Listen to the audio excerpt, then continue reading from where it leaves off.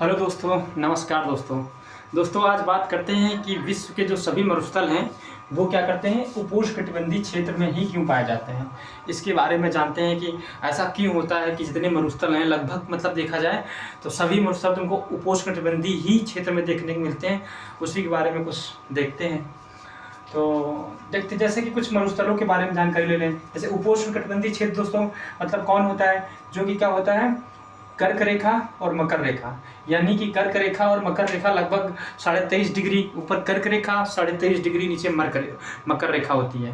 तो उसके बीच का 5 डिग्री और ले लो, मतलब लगभग 5 से 10 डिग्री तक ले लो, वो जो क्षेत्र आता है उसी को क्या बोल देते हैं, उपोष्णकटिबंधीय क्षेत्र। अभी आगे एक फिगर से समझते हैं। अभी तो केवल ये देख लेते हैं कि कौन मरुस्थल कहाँ पाया जाए। जैसे कि कुछ मरुस्थलों की हैं, लगभग कुछ मरुस्थल हमने लिया है समझने के लिए।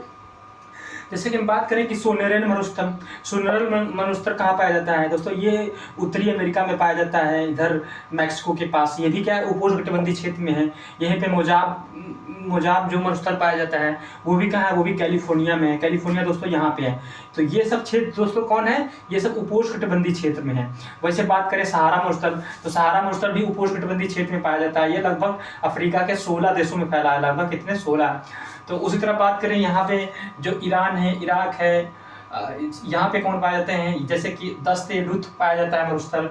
यहीं पे रूब अल खली मरुस्थल पाया जाता है। यहाँ दस्त-ए-काबीर मरुस्थल पाया, उसको हमने नहीं लिखा है, दस्त-ए-लुत्फ, दस्त-ए-काबीर, रूब अल खली। और यहीं पे अरेबियन मरुस्थल पाया जाता है।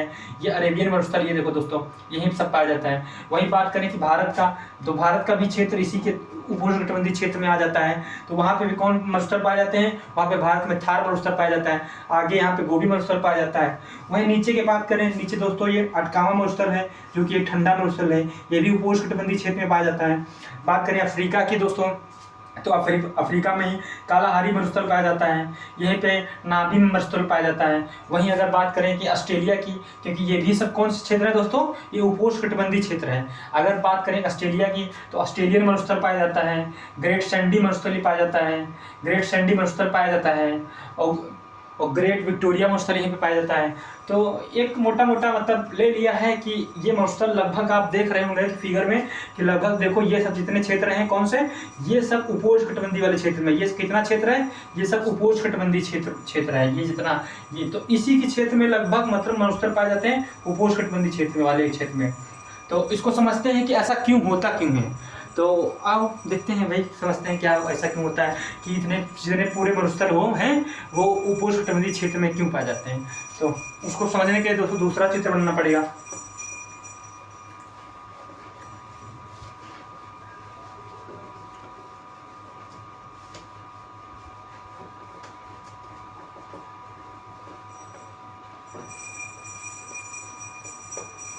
तो दोस्तों उसको समझने के लिए हमको पहले क्या करना पड़ेगा, विंड के बारे में जानना पड़ेगा कि विंड क्या होती है। जैसे आपने पढ़ा होगा प्राथमिक पवनें और पछुआ पवनें, ध्रुवी पवनें, तो उसको समझना पड़ेगा। उसके कारण क्या है, मतलब हम देखते हैं कि उपोष्णकटिबंधीय मतलब उपोष्णकटिबंध में पाए जाने के कारण क्या है। तो हम उसको समझने से पहले हम क्या समझेंगे।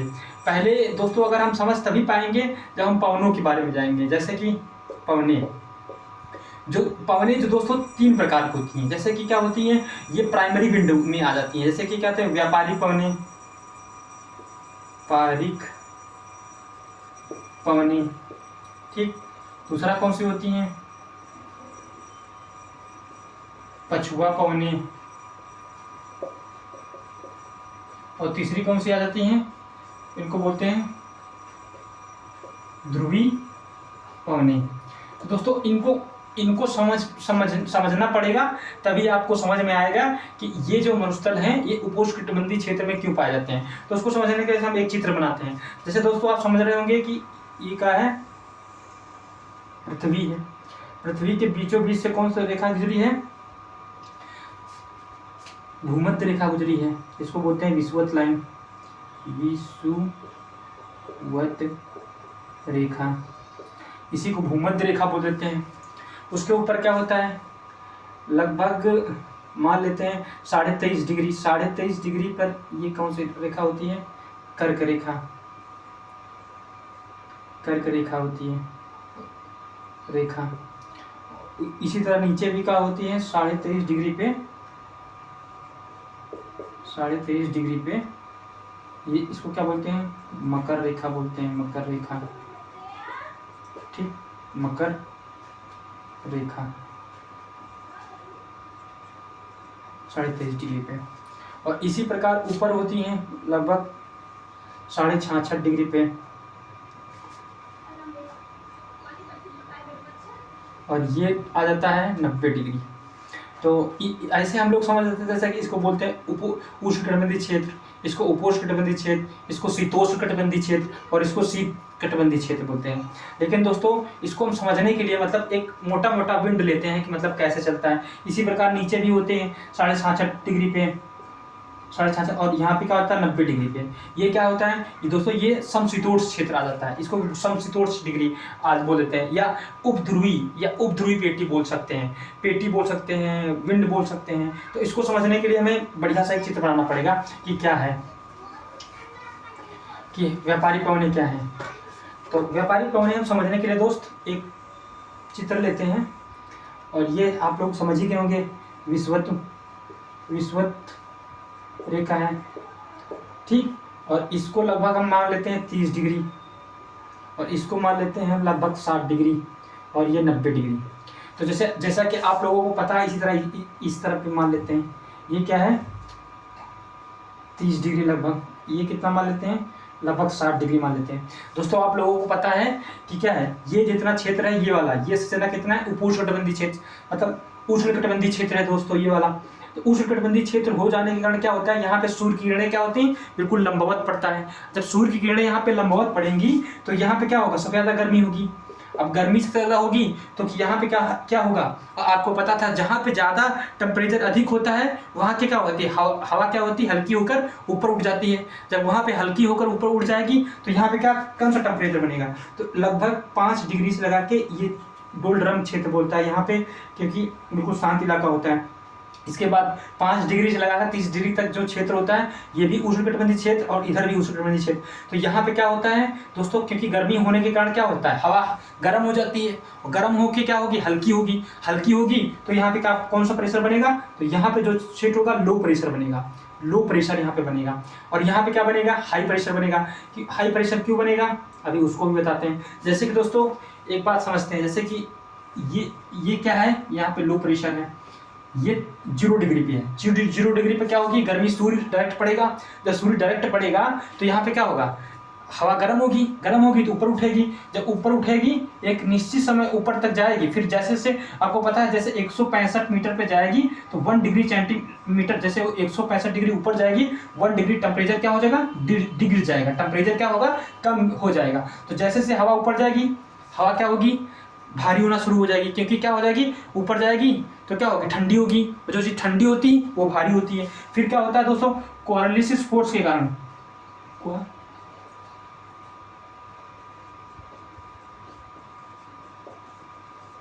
कोरियोलिस फोर्स, अब लोग जानते हो कि कोरियोलिस फोर्स क्या होता है। कोरियोलिस फोर्स के कारण क्या होते हैं, हवाएं क्या करती है, जैसे चलेंगी ऊपर। और ये फेरल ने बताया था कि जो हवाएं हैं उत्तरी ध्रुव में, मतलब पृथ्वी के जो उत्तरी ध्रुव है, ये भूमध्य सागर के, ये क्या है उत्तरी ध्रुव है, और ये क्या है दक्षिणी ध्रुव है। तो जैसे कि फेरल ने बताया था कि जो हवाएं हैं उत्तरी ध्रुव में क्या साइड कैसे मिल जाती हैं, राइट साइड मुड़ जाती है, और दक्षिणी ध्रुव में क्या हो सकती है, लेफ्ट साइड मुड़ जाती है। फेरल ने क्या बताया था दोस्तों कि जो हवाएं हैं वो उत्तरी ध्रुव में क्या होती हैं, राइट साइड मुड़ जाती हैं, और दक्षिणी ध्रुव में क्या लेफ्ट साइड मुड़ जाती हैं। तो ये कोरियोलिस फोर्स के कारण ये हवाएं क्या होंगी, भारी होंगी। भारी होने के कारण लगभग क्या 30 डिग्री पर गिरेंगी, और इधर भी 30 डिग्री पर गिरेंगी। तो इसी तरह जब 30 डिग्री गिरेंगी तो यहाँ पे क्या हो जाएगा, हाई प्रेशर हो जाएगा, और यहाँ पे क्या हो जाएगा, हाई प्रेशर हो जाएगा, और यहाँ पे क्या है, लो प्रेशर। इसी प्रकार इसी तरह जब हवाएं उठेंगी, उठ के क्या करेंगी, ये ऐसे आके गिरेंगी। यहाँ पे ये जो क्षेत्र है लगभग 30 डिग्री वाला क्षेत्र, ये क्या है, हाई प्रेशर वाला जोन बन जाएगा। जैसे ऐसे गिरेंगी हवाएं, कहाँ, यहाँ पे लगभग गिरेंगी, तो यहाँ पे क्या हो जाएगा, हाई प्रेशर हो जाएगा। फिर दोस्तों क्या है, ये उपध्रुवी पेटी है, इसको क्या बोलते हैं, उपध्रुवी पेटी बोल देते हैं इसको। इसको क्या बोलते हैं, ध्रुवी बोल देते हैं, ध्रुवीय प्लेटी बोलते हैं। ठीक दोस्तों, तो क्या होगा, ये क्या होगा, ये देखो यहाँ पे भाई ध्रुवों पहुंच जाओगे। अब ध्रुवों पे क्या होता है, वहाँ पे बर्फ ही बर्फ जमी रहती है। जब बर्फ पर जमी रहेगी तो वहाँ क्या होगा, हाई प्रेशर होगा, क्योंकि वहाँ पे जब कोई सूर्य की किरणें बहुत कम पड़ती हैं, कम पड़ने का और ठंडी भी होती हैं, और यहाँ पे क्या होगा, हाई प्रेशर बना रहेगा, हाई प्रेशर। और लेकिन इससे जब पृथ्वी घूमती है, घूमने के कारण एक हवाएं क्या होकर नीचे बैठती हैं, और यहाँ पे क्या हाई प्रेशर है, और ये भी उपोष्णकटिबंधीय क्षेत्र है। ये क्या होती हैं, इससे क्या होती है, इससे गर्म होती है, मतलब ये हवाएं ठंडी तो होती हैं, लेकिन क्या होती है, इससे ठंडी, इससे क्या होती है, इससे गर्म होती हैं। तो ये भी हवाएं इधर जाती हैं, तो इधर क्या बन जाता है, लो प्रेशर बन जाता है। अब आपको पता है हवाएं कैसे चलती हैं, हवाएं हमेशा कैसे चलती हैं, हाई प्रेशर से लो प्रेशर की ओर। तो हवाएं कैसे चलना शुरू होंगी, इधर से हाई प्रेशर से लो प्रेशर की ओर चलेंगी। इधर कैसे जाएंगी, इधर से हाई प्रेशर से लो प्रेशर की ओर चलेंगी, और इधर कैसे चलेंगी, हाई प्रेशर से लो प्रेशर की ओर। अब आपको पता है कि फेरल ने क्या बोला था, फेरल ने बोला था जब पृथ्वी घूमती है तो वो हवाएं क्या होती हैं, उत्तरी ध्रुव में, मतलब ये क्या है, उत्तरी ध्रुव है, उत्तरी ध्रुव है। तो उत्तरी ध्रुव में राइट साइड मुड़ती है और दक्षिण ध्रुव में लेफ्ट साइड। तो जैसे राइट साइड, जैसे कि ये क्या है, ये क्या है, हमारा मुंह क्या है, नीचे है। अब हम जैसे ऐसे खड़े होते हैं तो हमारा राइट साइड किधर होगा, ये हमारा हाथ है, ये हमारा राइट है, तो इधर मुड़ेगा। तो उत्तरी ध्रुव में क्या है, जैसे मैंने इधर का है, तो ये क्या है, इसका राइट साइड किधर होगा, राइट साइड क्या इधर होगा। तो हवाएं कैसे मुड़ जाती हैं, राइट साइड मुड़ जाती हैं। हवाएं कैसे मुड़ जाती हैं दोस्तों, राइट साइड मुड़ जाती हैं। वहीं अगर दक्षिण ध्रुव की बात करें, दक्षिण ध्रुव पे यही प्रेशर होगा, यहाँ पे क्या होगा, हाई प्रेशर होगा, और यहाँ पे क्या होगा, लो प्रेशर, और यहाँ पे क्या होगा, हाई प्रेशर होगा। सेम उसी तरीके जैसे मैंने ऊपर बताया था। तो इसमें भी हवाएं कैसे चलती हैं, हाई प्रेशर से लो प्रेशर की ओर।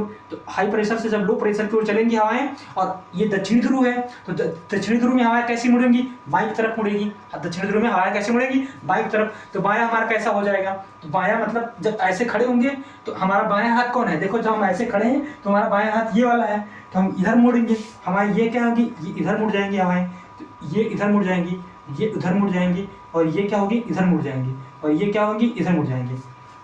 वही अगर बात करें कि अब क्या है, यहाँ पे हाई प्रेशर है और यहाँ पे लो प्रेशर है, फिर हवाएं कैसे चलेंगी, फिर हवाएं ऐसे चलेंगी हम, क्योंकि हवाएं तुमको आपको पता है कि हाई प्रेशर से हमेशा लो प्रेशर की हो जाती हैं, तो हवाएं हाई प्रेशर से लो प्रेशर की तरफ जाएंगी। लेकिन ये उत्तरी ध्रुव है, अब इसमें राइट साइड हमारा कैसा होगा, अब जैसे मैंने इधर खड़े हैं क्योंकि हमारा मुंह उत्तर की तरफ है, तो हम कैसे हवाएं, मतलब तो हमारा राइट साइड इधर है, तो हवाएं किधर मुड़ेगी, इधर। तो ये क्या करेंगी, ये इधर हो जाएंगी, ये क्या हो जाएगी, इधर हो जाएंगी, ये क्या हो जाएंगी, इधर हो जाएंगी। इसी प्रकार यहाँ पे हाई, ये हाई है तो हवाएं कैसे चलती है, हाई से लो प्रेशर की चलती है। अब हम ऐसे खड़े होंगे, और जब ऐसे खड़े होंगे हमारा लेफ्ट साइड इधर होगा, क्योंकि हमारा मुंह उधर है, मतलब सामने की तरफ है, तो हमारा लेफ्ट साइड ये वाला है। तो हवाएं किधर मुड़ जाएंगी, ये वाली हवाएं किधर मुड़ जाएंगी, इधर लेफ्ट साइड में है, तो ये लेफ्ट हमारा इधर है, तो हवाएं किधर मुड़ जाएंगी, लेफ्ट की तरफ मुड़ जाएंगी।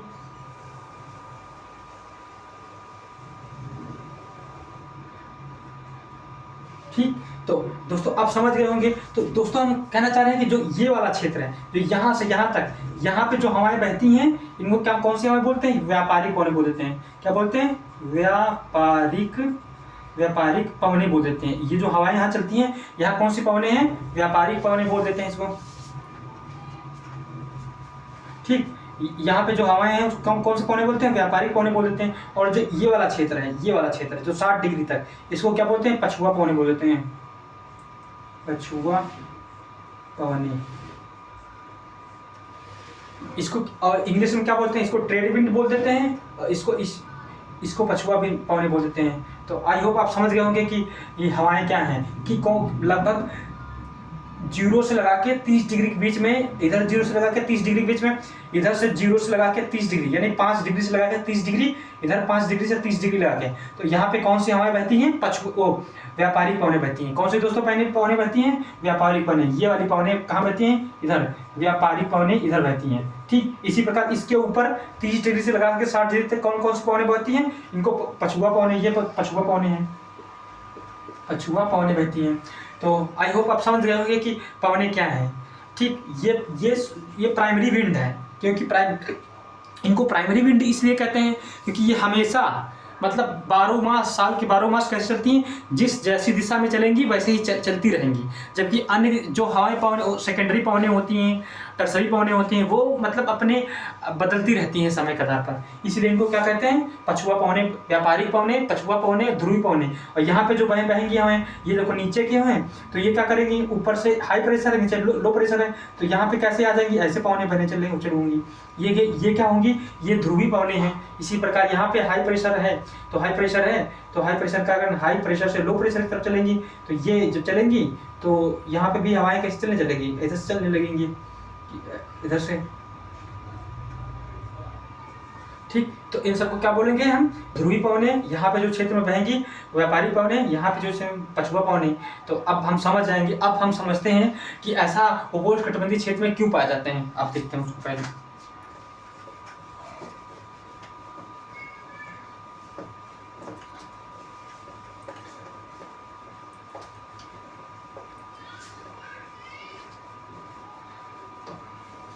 दोस्तों अब बात करते हैं कि जो उपोष्णकटिबंधीय क्षेत्र में जो जितने मरुस्थल हैं अब क्यों पाए जाते हैं, अब आप लोग समझ जाएंगे।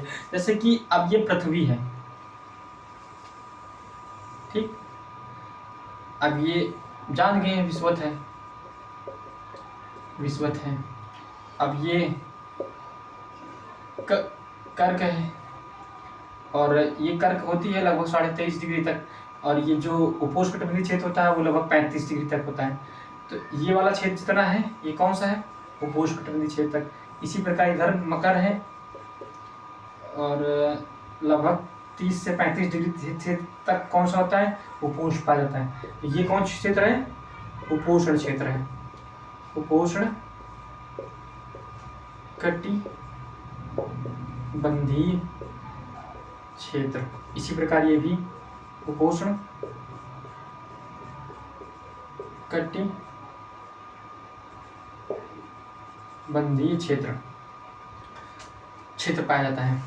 तो इसी में सारे मरुस्थल पाए जाते हैं। तो दोस्तों होता क्या है, होता इसलिए है कि जैसे कि आप लोगों को पता होगा, हमने अभी बताया था कि जब हवाएं लगभग, ये क्या है 0 डिग्री है, ये क्या है 0 डिग्री है। जब हवाएं क्या होती है, यहाँ पे क्या होता है, लो प्रेशर होता है, लो प्रेशर होता है, यहाँ पे क्या होता है, लो प्रेशर होता है। जब लो प्रेशर होने के कारण क्या होती है, हवाएं ऊपर उठती हैं, और ऊपर उठेंगी तो कोरियोलिस पोल के कारण क्या होता है,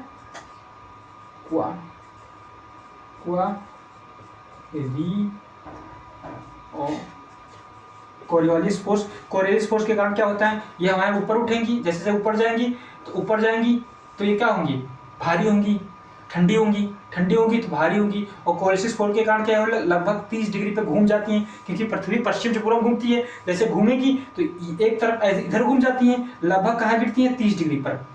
क्या होती है, 30 डिग्री पर, लगभग कितना गिरती है, 30 डिग्री पर। इसी प्रकार जब हवाएं यहाँ से उठेंगी तो हवाएं कहाँ उठेंगी, गिरेंगी, यहाँ पे गिरेंगी, ऐसे ही इधर गिरेंगी, और जहाँ गिरेंगी वहाँ क्या हो जाएगा, हाई प्रेशर हो जाएगा। यहाँ पे क्या हो जाएगा, हाई प्रेशर। अब आपको पता है जब यहाँ पे क्या होगा, हाई प्रेशर होगा, जब हाई प्रेशर होगा तो क्या होगा, वाष्पित होगा, उसका यहाँ पे वाष्पीकरण ही नहीं होगा,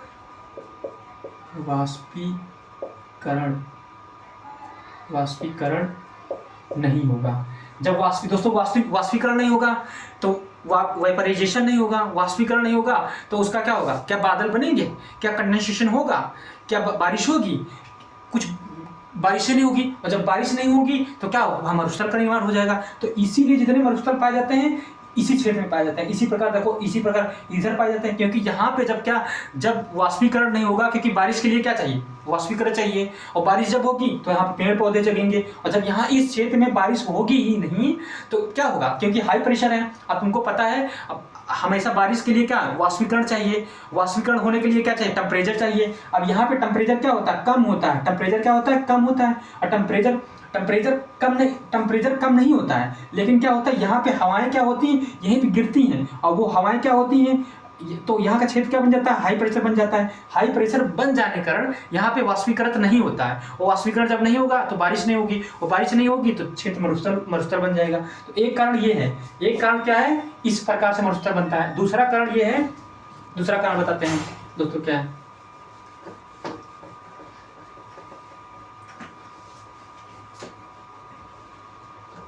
दूसरा कारण दोस्तों ये है कि आप लोग जानते होंगे कि देखो मैं बताता हूँ चित्र के द्वारा। दूसरा रीजन ये है